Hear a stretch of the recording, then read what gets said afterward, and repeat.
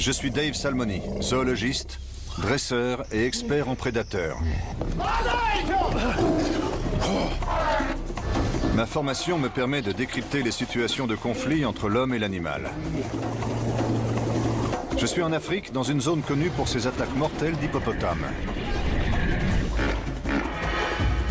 Un lieu où l'homme et l'animal s'affrontent sans merci. Le nombre de victimes est si élevé que la science cède parfois la place aux croyances locales et au surnaturel. En Europe, vous utilisez des armes à feu. Nous, en Afrique, on utilise ça. Ce conflit ne ressemble à aucun de ceux que j'ai pu voir auparavant.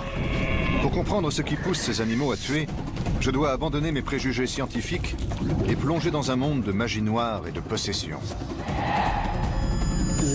La sorcellerie est-elle autorisée ou non? Non, pas du tout. Je peux oublier tout ce que je pensais savoir sur les hippopotames. Après cette aventure, je ne porterai plus jamais le même regard sur les attaques d'animaux. Ces objets sont la preuve qu'il essaye de s'en prendre à quelqu'un. De tuer quelqu'un. De le tuer? Oui.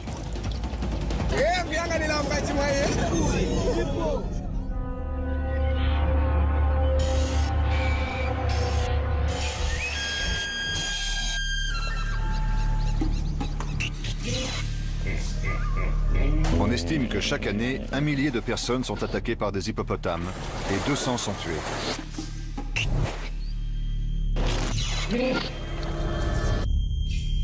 Ici, en Afrique, c'est l'animal le plus dangereux, responsable de plus de morts que n'importe quel grand mammifère. Les hippopotames de la région du Zambèze inférieur sont considérés comme étant plus agressifs que n'importe où ailleurs sur la planète. Si vous cherchez la région du monde où les conflits entre l'homme et l'hippopotame sont les plus nombreux, vous y êtes. Je suis en Zambie, dans le sud de l'Afrique.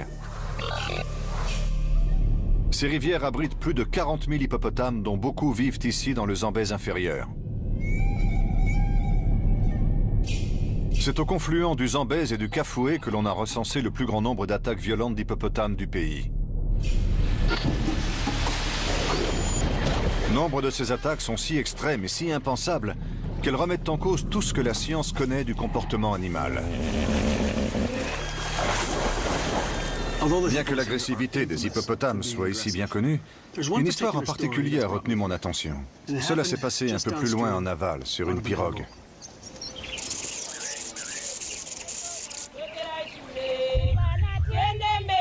Pour les fermiers, les marchands et les écoliers du village de Jordan, prendre le bateau pour traverser la rivière est aussi banal que prendre le bus. Cela fait partie de leur quotidien.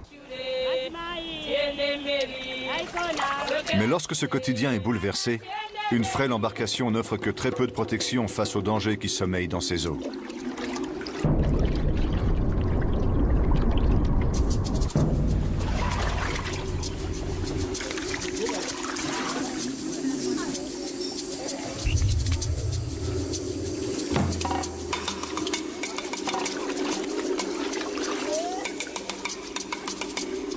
L'hippopotame a attendu que ce bateau précis soit au milieu de la rivière en cette journée fatale pour frapper.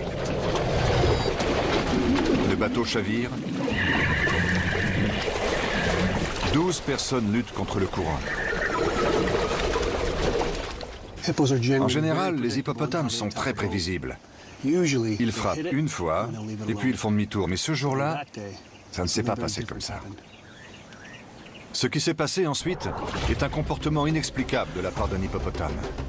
L'animal s'est retourné et a chargé de nouveau, non pas une ni deux, mais 6 fois, attaquant violemment les passagers dans l'eau.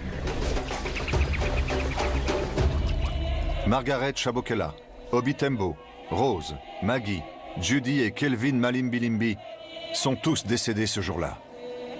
Coup du sort. Ils étaient tous de la même famille. C'est l'attaque la plus violente et la plus mortelle dont j'ai jamais entendu parler. Et elle défie toutes les règles de comportement attribuées à ces animaux. La présence même d'un hippopotame dans ce bras de rivière si fréquenté est totalement anormale. Et après avoir attaqué une première fois, pourquoi revenir à la charge et s'en prendre aux passagers? Pourquoi poursuivre son attaque jusqu'à avoir tué tous les membres d'une même famille? On pourrait y voir un hasard, mais en Zambie, personne ne croit au hasard. Je suis venu ici pour comprendre ce qui s'est passé et pourquoi c'est arrivé. Était-ce un comportement animal naturel Ou bien y a-t-il autre chose? Aussi étrange que cela puisse nous paraître, des gens d'ici affirment que toute la famille avait été maudite par un sorcier et que c'est lui qui a provoqué cette attaque. J'ai entendu dire qu'une des survivantes habitait encore tout près d'ici. Peut-être pourra-t-elle m'apporter des réponses. En attendant, je dois comparer mes théories sur les attaques d'hippopotames avec les explications que l'on en donne ici. Confronter mes connaissances rationnelles sur le comportement animalier aux croyances surnaturelles locales.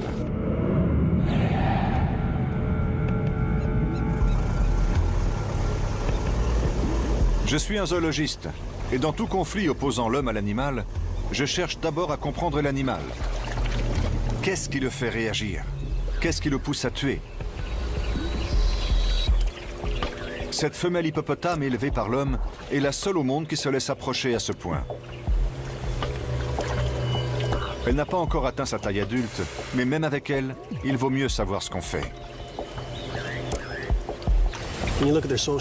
Si on analyse leur comportement social, on s'aperçoit que ce sont des animaux agressifs, très territoriaux, et prêts à défendre leur coin de rivière ou leurs petits jusqu'à la mort.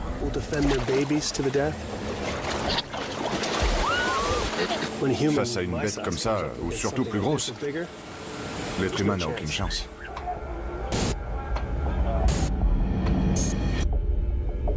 Ces animaux sont conçus pour attaquer. Ils sont territoriaux, nerveux et très agressifs. Si on regarde dans leur bouche, on peut voir ces énormes défenses, ici et ici. Ce sont des armes. Elles ne leur servent pas à manger, uniquement à se battre. Ajoutez à cela leur poids, et vous comprenez comment ils peuvent tuer un homme. Dès lors que l'homme et l'hippopotame partagent un même territoire, le danger guette. C'est justement le cas sur les rives du Zambèze.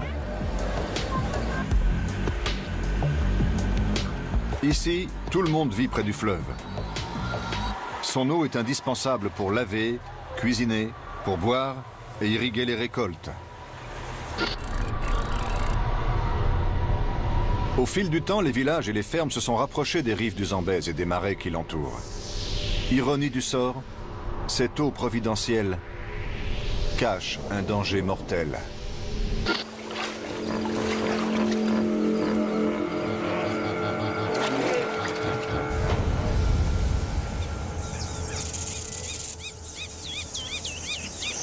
Voici le cœur du problème.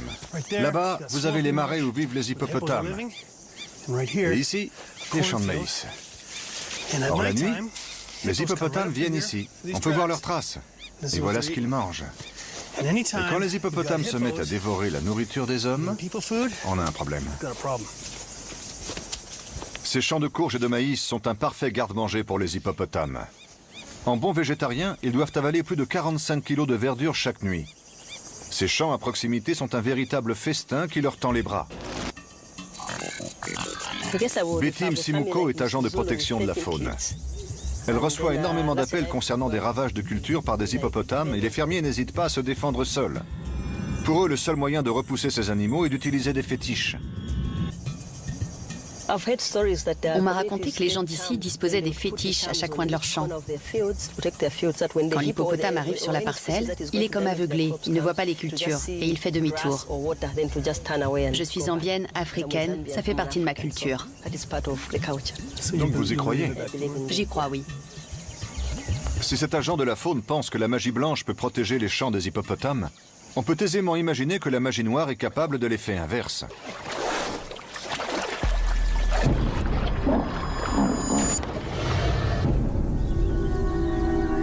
Un danger dont les fermiers des alentours sont bien conscients. Bonjour, Madame Zulu. Madame Zulu est agricultrice et mère de famille. Dans une bonne année, elle cultive assez de maïs pour nourrir les 15 membres de sa famille et dispose d'un excédent qu'elle peut vendre. Mais c'est compté sans les hippopotames. Vous avez des problèmes avec les hippopotames? Toutes les nuits, ils viennent dans nos champs. Si personne n'est là pour les chasser, ils mangent tout. Ils dévorent l'équivalent de 10 sacs de nourriture chacun. Que pouvez-vous faire pour vous défendre? Je les mets en fuite.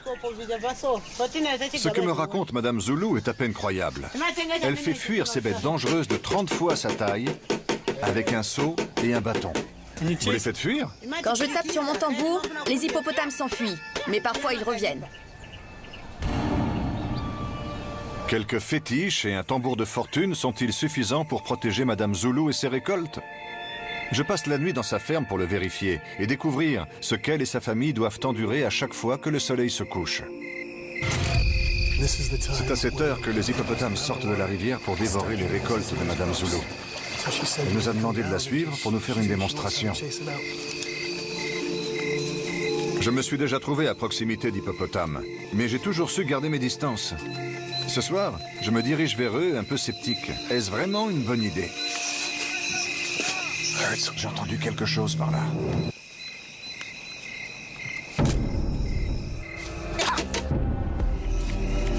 Dans l'obscurité totale, je me sens tout petit et très vulnérable.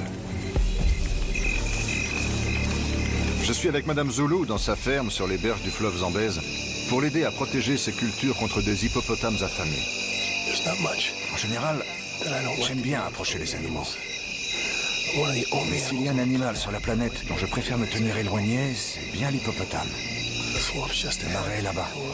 On patrouille dans ce champ pour voir si les hippopotames viennent manger.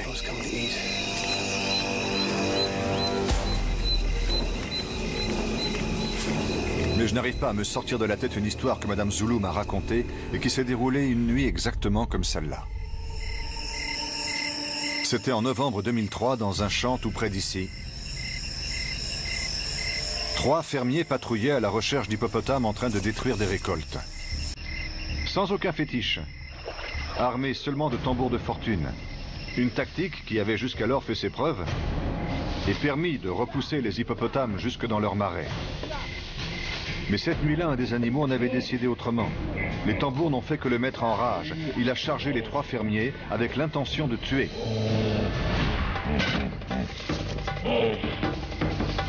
Fuyant dans l'obscurité, les fermiers n'ont plus aucune chance.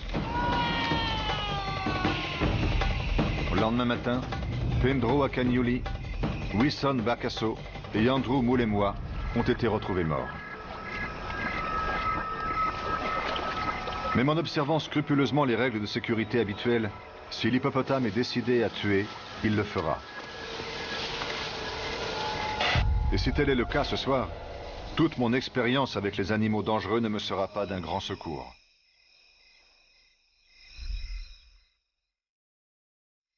Au bord de la rivière, d'autres fermiers sont à l'affût. Un simple clapotis dans l'eau suffira à donner l'alerte. Heureusement, notre équipe de tournage dispose d'une caméra thermique qui lui permet de voir ce que nous ne pouvons qu'entendre.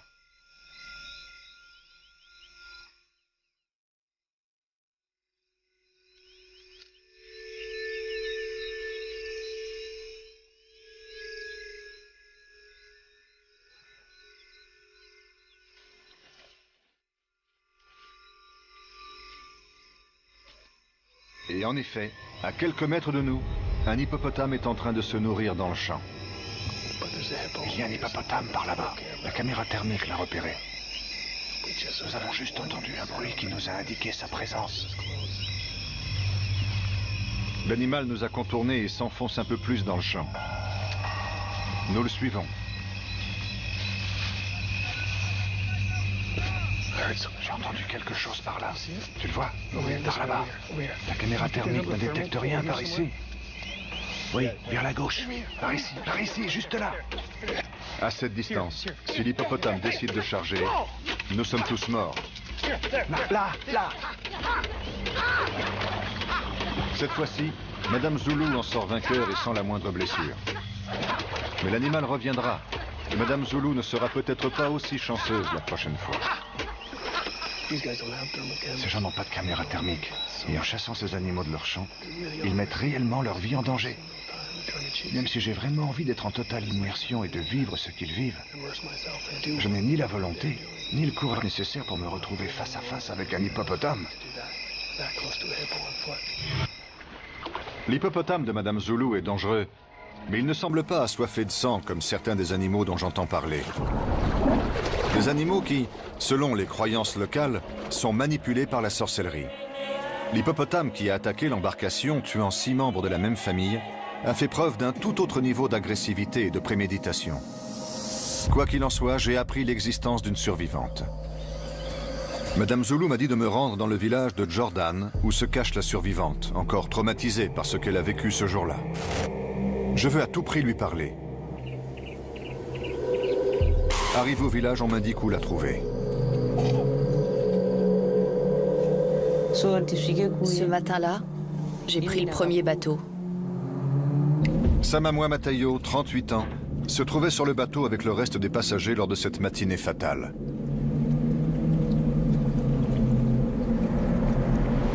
Comme elle avait un mauvais pressentiment,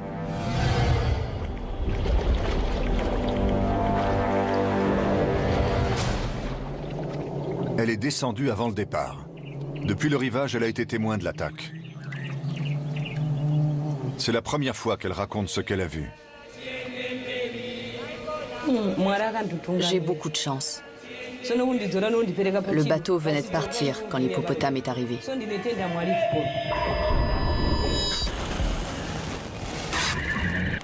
Quand il a frappé l'embarcation la première fois, elle ne s'est pas renversée. Mais la troisième fois, elle a chaviré. Horrifiée, elle assiste au massacre systématique des membres de cette famille. Il y a toujours eu des hippopotames à cet endroit du fleuve, mais pas des comme ça. Celui-là a frappé le bateau 3 fois et a tué 6 personnes de la même famille. C'était un hippopotame artificiel. Un hippopotame artificiel? C'est donc cela la pensée secrète de Samamoa? Pouvez-vous m'expliquer ce qu'est un hippopotame artificiel? Elle ne m'en dira pas plus. Mais d'après ce que je sais des croyances africaines, cet hippopotame artificiel est sûrement lié à la sorcellerie. Quel que soit l'animal qui a tué ses amis, elle est persuadée qu'il est toujours là quelque part et qu'elle est toujours sur sa liste. J'ai pu apprendre ce qui s'était passé sur ce bateau, mais pour connaître le pourquoi et savoir ce qui a motivé cet hippopotame, je dois découvrir ce qui effraie tant Samamoa.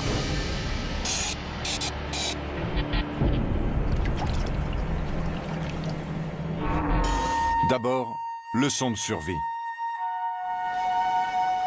Les hippopotames sont des animaux très nerveux.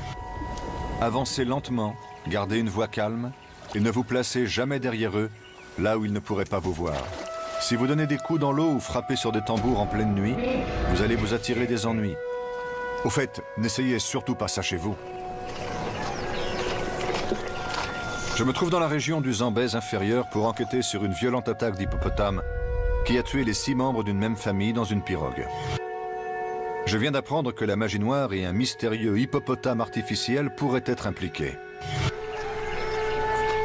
Toute la région est frappée par d'incessantes attaques d'une extrême violence qui vont à l'encontre de tout ce que je sais du comportement normal de ces animaux. N'importe quel spécialiste des hippopotames vous dirait qu'un hippopotame peut attaquer sans raison apparente. Mais là, il s'agit d'une attaque totalement gratuite. Cela s'est passé en amont, sur la rivière Kafoué, où ont eu lieu de nombreuses autres attaques dans le village de Chisakila.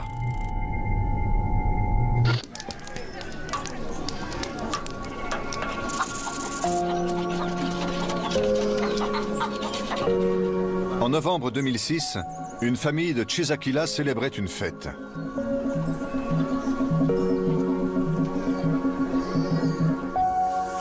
Cela devait être une journée de festin et de danse. Timothy Fury avait été invité par sa nièce. Les cérémonies avaient lieu en contrebas sur les rives de la rivière Kafoué. Alors qu'il enfile ses plus beaux habits, Timothy peut entendre la musique et les premières danses.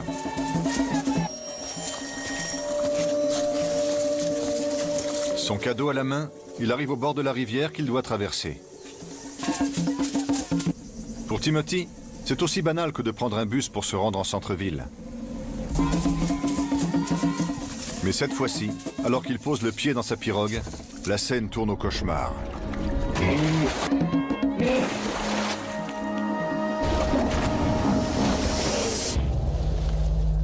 Si vous vivez près d'une rivière, vous devez la traverser au quotidien. Timothy avait à peine posé le pied dans son embarcation lorsque l'hippopotame a surgi. Un hippopotame en pleine sieste sous la pirogue aurait pu être surpris et attaqué. Mais aucune explication rationnelle ne justifie ce qui s'est passé ensuite. Timothy parvient à se hisser sur la rive, mais apparemment, cet hippopotame a décidé de le tuer. L'animal va se déchaîner. Il revient à la charge, saisit Timothy et l'entraîne dans les eaux. On sait que les hippopotames sont prêts à tout pour défendre leur territoire ou leurs petits. Mais dans ce cas précis, Timothy n'avait rien fait. Timothy a passé 7 mois à l'hôpital et a survécu par miracle. Mais il y a laissé une jambe.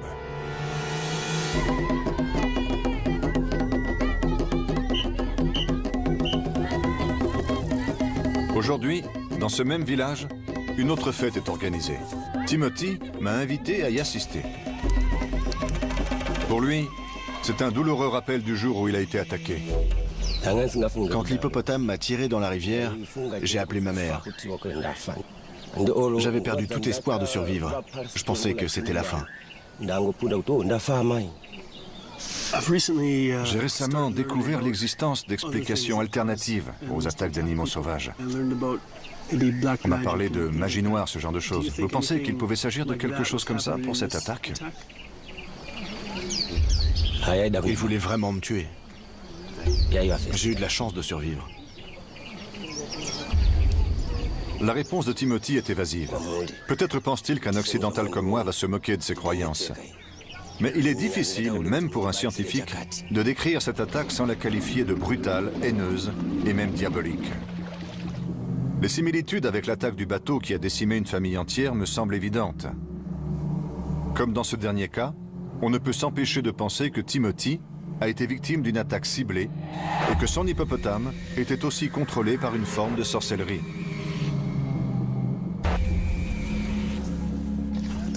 Si je n'ai pas peur d'approcher les animaux sauvages, c'est parce que j'ai étudié leur comportement et leur biologie. Mais les gens d'ici, qui vivent à leur contact au quotidien, pensent qu'il y a plus que ça. J'ai besoin de réponses claires. Comment allez-vous? Ça va. Je veux savoir comment la magie noire peut ordonner à un hippopotame d'attaquer. Je m'adresse donc à un guérisseur traditionnel à qui on prête des pouvoirs occultes.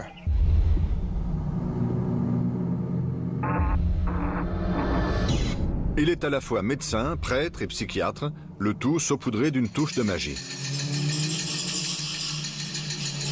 Le docteur Noah exprime les croyances de sa communauté. Je voudrais connaître son avis sur la série d'attaques d'hippopotames inexpliquées. Là d'où je viens, quand un animal attaque un humain, on considère que c'est le hasard, c'est de la malchance. C'est ce qu'on pense ici aussi?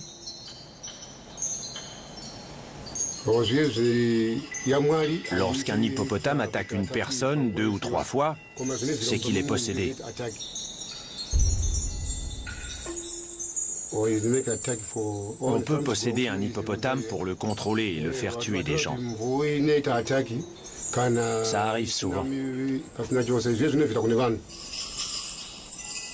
Pour le cartésien que je suis, les propos du docteur Noah n'ont aucun fondement scientifique.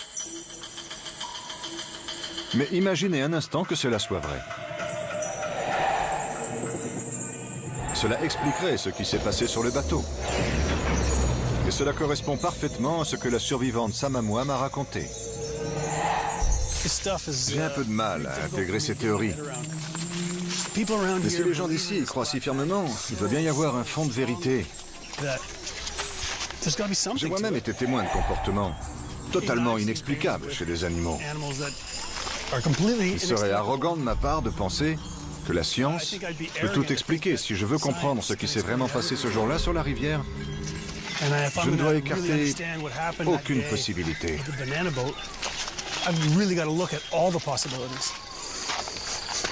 Je pénètre de plein pied dans un monde de sorcellerie et de magie noire, bien loin du confort de la science.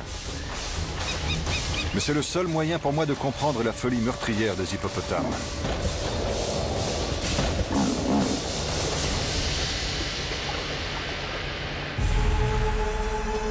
Je suis au cœur de la Zambie pour découvrir les raisons qui ont poussé un hippopotame à attaquer une embarcation et à tuer 6 membres d'une même famille. La magie noire serait responsable des attaques d'animaux les plus violentes. Ceux qui en savent le plus sur les hippopotames sont ceux qui risquent leur vie à leur contact au quotidien. Les pêcheurs du Zambèze. Bonjour, je m'appelle Dave. Vincent Kashiki. Enchanté, Vincent. Enchanté. Vincent m'explique qu'il compte sur la chance et sur ses fétiches. Ça repousse les hippopotames? Parfois, oui, mais pas toujours. Parfois, ça ne marche pas. Oui. On peut pêcher aujourd'hui? Oui. Ces hommes croient au pouvoir des fétiches, même s'ils ne sont pas toujours efficaces. En tout cas, mon frêle esquif ne résistera pas aux assauts d'un hippopotame. Il y a beaucoup d'hippopotames? Oui, mais on craint rien. Je suis Canadien. Les Canadiens font du canoë tout le temps.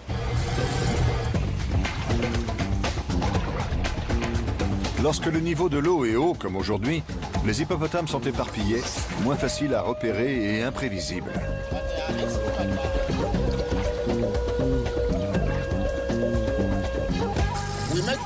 On utilise ça pour faire du bruit dans l'eau.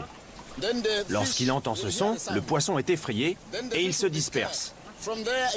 Il ne sait pas que je l'envoie vers mon filet. On fait comme ça. Donner de grands coups dans l'eau est peut-être un bon moyen d'attraper du poisson, mais j'espère que ça ne va pas agacer les hippopotames du coin. On a de la chance. Regarde. Oh, on en a un! On en a un! Super. Wow, il est énorme! Nous n'avons pas provoqué la colère des hippopotames aujourd'hui, mais cela ne se passe pas toujours aussi bien. J'ai été renversé 2 fois par un hippopotame. Comment tu as survécu? Une fois, un bateau m'a repêché.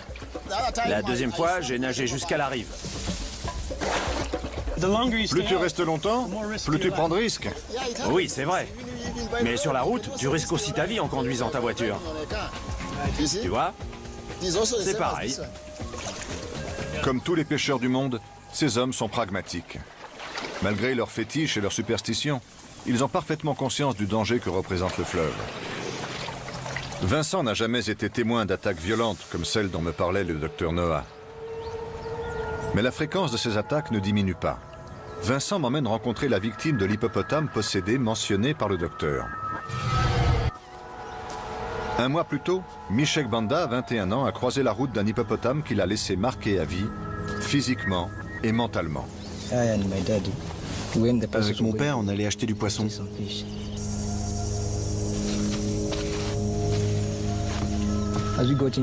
En montant dans le bateau, on a vu les hippopotames au loin, à bonne distance. Michek et son père, Lawrence, vivent près de Siavonga. Ils ont vécu avec les hippopotames toute leur vie. Comme tout le monde ici, ils savent le danger qu'ils représentent et savent comment éviter les ennuis. Du moins, c'est ce qu'ils croyaient. Une autre pirogue est arrivée et on leur a dit de faire demi-tour. N'allez pas là, il y a des hippopotames. Allez là où l'eau est plus profonde. Lawrence et Michek ignorent alors qu'un hippopotame se dirige également vers les eaux profondes. Ils font route droit sur lui. On arrivait dans les eaux profondes lorsque l'hippopotame a frappé.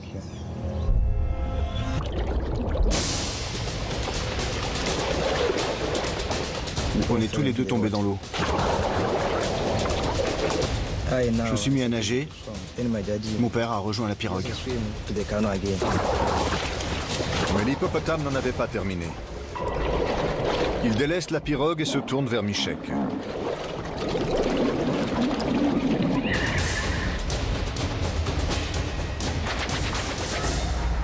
Michek a été littéralement éventré. As-tu pensé qu'il allait te tuer? Oui, c'est ce qu'ils font en général. Le drame vécu par Michek correspond à ce que le docteur Noah m'a décrit. Un comportement extrême et l'animal qui revient à la charge pour tuer. Mais Michek fait-il le lien avec la magie noire? Certaines personnes dans cette région pensent que parfois un individu ou un esprit peut posséder un hippopotame pour s'en prendre à quelqu'un. T'as déjà entendu ça? Les gens d'ici y croient aussi? Je n'en ai jamais entendu parler. Aucun des survivants n'accepte de me dire toute la vérité. Michek a encore peur. Il est encore sous le choc. Son père a-t-il une autre explication pour cette attaque? Quelle était la raison de cette attaque, à votre avis? L'homme pêche à cet endroit depuis longtemps. Et personne n'a jamais été attaqué.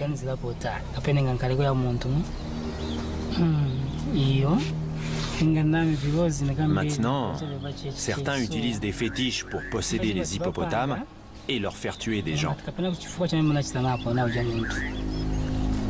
Comme ça, les gens pensent qu'ils ont été attaqués par un vrai hippopotame.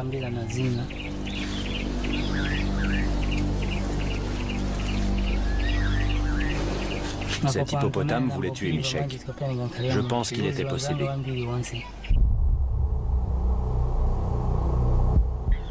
Cela confirme ce que le docteur Noah m'a raconté. À cet instant précis, tout cela semble bien réel. Je me rapproche de la vérité sur l'attaque de l'embarcation. Je comprends pourquoi Samamois, la survivante que j'ai rencontrée, a si peur. Mais pour comprendre ce concept d'hippopotame artificiel, je dois m'éloigner de mon univers scientifique et plonger corps et âme dans leur monde de sorcellerie.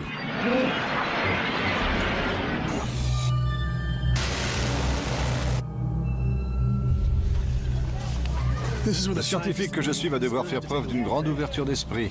Ce qui se passe ici va peut-être me permettre de comprendre ce qui s'est passé ce jour-là sur l'embarcation. Je suis revenu à l'épicentre des violentes attaques d'hippopotames, dans le cœur de cette région déchirée, au village de Jordan. Depuis l'incident de la pirogue et les autres attaques brutales, les villageois suspectent qu'un sorcier vit parmi eux et les accable de sa malédiction.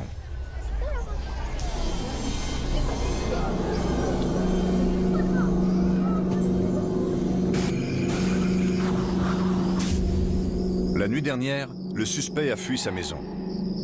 Les villageois affirment avoir trouvé la preuve irréfutable de sa sorcellerie.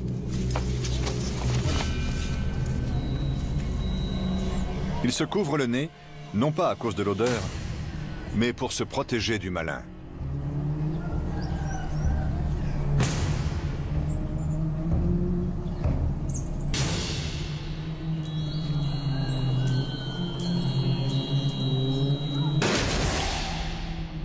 Le doyen du village, Jackson Zidonga, a pris les choses en main. La sorcellerie est-elle autorisée ou non? Non, pas du tout. Pas du tout. C'est ce que nous appelons Nyanga. Celui qui a recours à la sorcellerie veut se venger. Pour fabriquer ces objets, il doit tuer un de ses proches, son cousin, son fils, sa fille.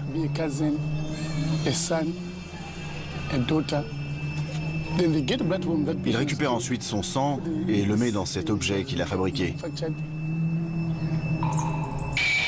Ces étranges figurines faites de bois, de peau animale et de tissu ressemblent à des poupées vaudou. Certaines représentent clairement des animaux. On dirait un lion. Donc, si je comprends bien, la personne fabrique ce lion, prend le sang d'un de ses proches et le met dessus. Oui. Et ensuite, il peut transformer l'objet en lion. un vrai lion? Oui. Ces objets sont donc la preuve qu'il essaie de s'en prendre à quelqu'un. De le tuer. De le tuer? Oui. Voilà donc comment un sorcier tue. Il fabrique une figurine animale qu'il couvre du sang d'un proche assassiné et s'en sert pour posséder un véritable animal sauvage et le pousser à attaquer sa victime. Peut-être est-ce cela l'hippopotame artificiel dont Samamois me parlait. On peut faire ça avec un hippopotame? Oui, ils font aussi des hippopotames artificiels. Ok. Et si j'en voulais une famille entière? Vous pourriez tous les tuer. Peu importe le nombre. Oui. L'hippopotame qui a attaqué la pirogue était donc un animal réel, mais un sorcier avait utilisé une figurine de ce genre pour le contrôler et le forcer à tuer.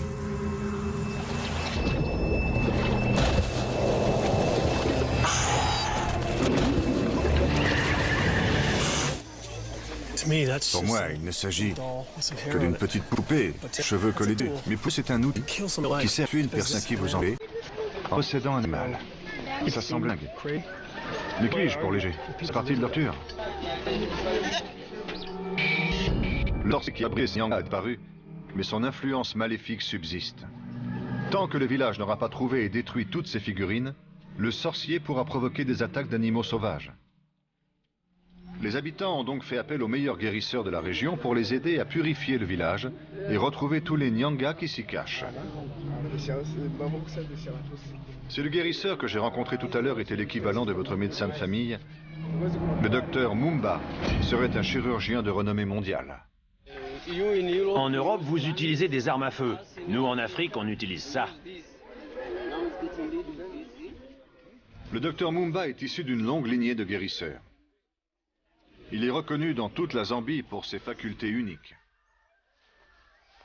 Il a accepté une mission dangereuse, purifier le village de Jordan. Tout le village est réuni pour le voir à l'œuvre. Il a accepté de me faire participer. Il échange son costume contre son véritable uniforme. Le blanc est la couleur des esprits ancestraux.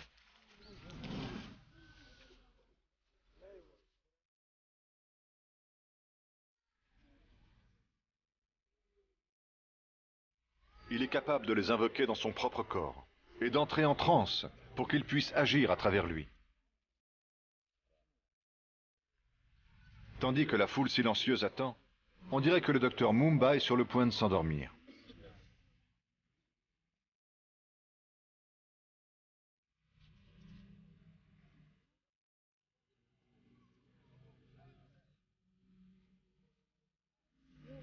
Mais ce bâillement n'est pas naturel. Les esprits pénètrent dans son corps par sa bouche.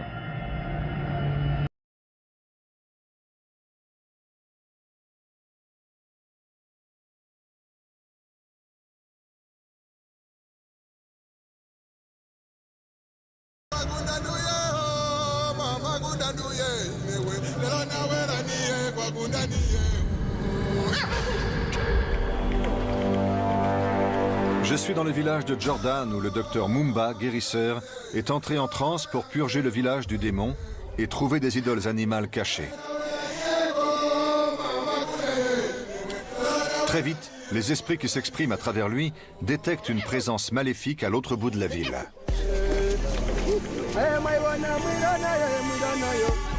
Tel un berger possédé, il guide la foule à travers les rues.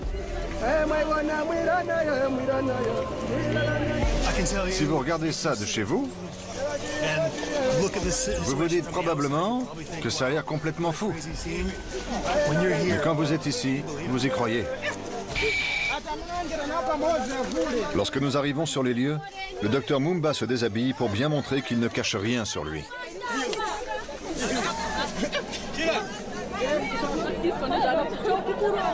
Il sait qu'un Nyanga est caché par ici, l'une des poupées vaudou que j'ai vues l'autre jour. Il ne reste plus qu'à le trouver. Les esprits lui indiquent qu'il se trouve sous cette hutte. Nous nous mettons donc à creuser.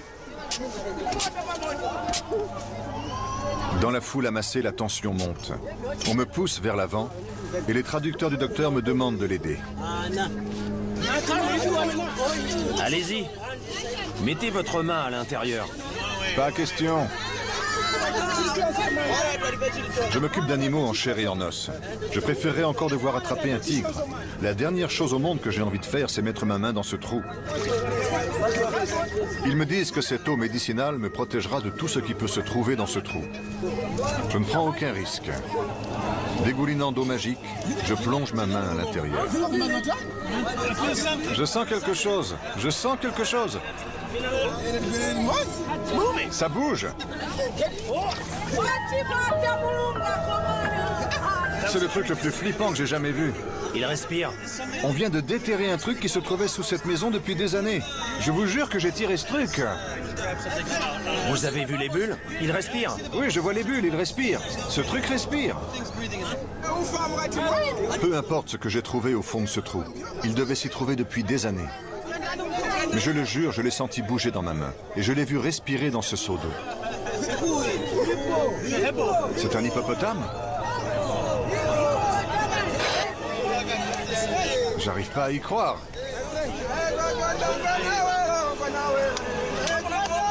Je sais pas quoi dire. J'ai déterré ce truc moi-même.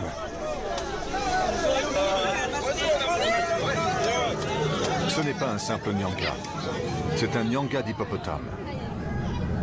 Pour les villageois, c'est l'hippopotame artificiel qui a causé la série d'attaques mortelles. Celui ou celle qui a voulu maudire la famille décédée sur la pirogue a utilisé cette figurine, ou une exactement semblable, pour posséder un hippopotame et l'utiliser pour accomplir son terrible dessein. C'est ce qui faisait si peur à sa mémoire. D'après ceux qui m'entourent, le liquide qui s'en écoule lorsque je le presse dans ma main n'est autre que du sang humain. Comment le docteur l'a-t-il trouvé et comment se fait-il que je l'ai senti bouger dans ce trou? Je n'en ai aucune idée. Je ne suis pas sûr de vouloir comprendre. La farine de maïs blanc et l'eau médicinale du docteur Mumba neutralisent son pouvoir, le rendant aussi inoffensif qu'une peluche.